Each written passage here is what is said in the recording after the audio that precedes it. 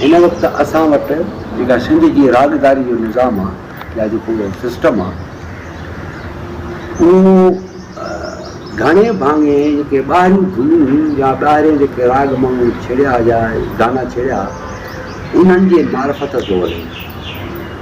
ऐं साॻिए नमूने सां असांजी जेका रागदारी आहे जेका शाइरी आहे उहा शाइरी बि जेका आहे उहा पैसे ॾोकड़ जे वहिंवार ते हले थी। ॻाइणो बि उन्हनि खे पैसनि ॾोकड़ जे वहिंवारनि ते ॻाए थो। उन शाइरी जो मयार ख़तमु थी चुको आहे, राग जो मयार ख़तमु थी चुको आहे। उन दौर में जेके असां वटि हिन वक़्तु जेकॾहिं के चंद माण्हू राग जा ॼाणू आहिनि या राग गारी खे ॼाणनि था, राग ॻाइनि था, उन्हनि जी तमामु वॾी हिकिड़ी खोट महसूसु थिए थी। जेकॾहिं को चैनल उन्हनि खे सहेड़े थो ऐं साम्हूं आणे थो त मुंहिंजे ख़्याल में इहा हिकिड़ी अॼु जी दौर जी घुरिज आहे ऐं उन घुरिज जे तहत उन्हनि माण्हुनि खे कढी अचे थो ॿाहिरि ऐं उहे जेकॾहिं अचनि था त तमामु सुठी ॻाल्हि थींदी आहे।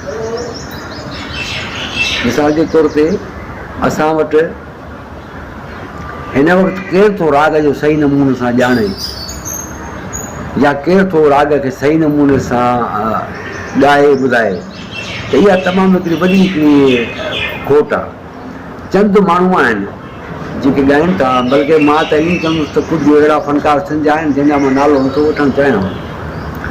हुननि जूं पुराणी जेके कैसेटूं तव्हां सॼी वरी दुबई में शौक़ु हुजनि, किथे बि हुजनि, हिकिड़ो ई भेरवी जो स्केल खणी ॾियनि था ऐं सॼो पंहिंजी चकला में भेरवी में हलिया वञनि था। उनजी तारीफ़ ऐं सिलसिला हलनि था पिया।